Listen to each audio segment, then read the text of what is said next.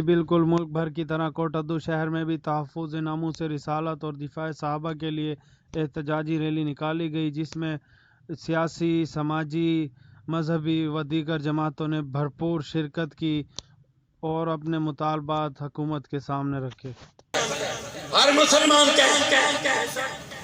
کہ پنجاب اسمبلی میں جو تحفظ بنیاد اسلام بل منظور ہوا اس کو فوری طور پہ نافذ العمل کیا جائے،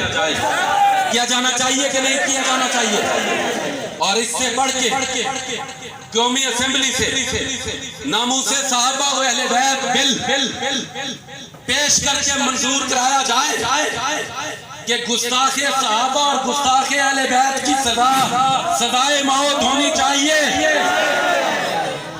کہ نہیں ہونی چاہیے۔ میرا ساتھی قانون کا احترام کرتے ہوئے تقریر نہیں کر سکتا تو پولیس یونیفارم میں چھپا صحابہ کا گستاخ بھی حوالات میں ہونا چاہیے۔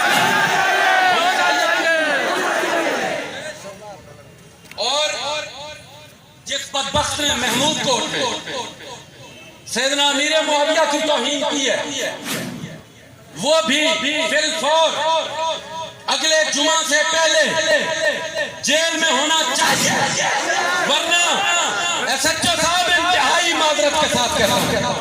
ڈی ایس پی صاحب انتہائی معذرت کے ساتھ کہتا ہوں، کٹ جائیں گے۔ صدیق کا غدار برداشت ہے،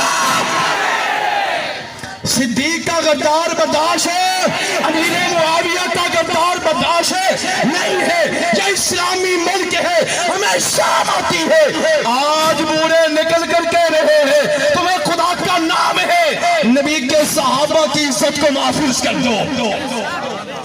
آج یاد کر رہے ہیں۔ اور میں کہتا ہوں میرا ایمان صحابہ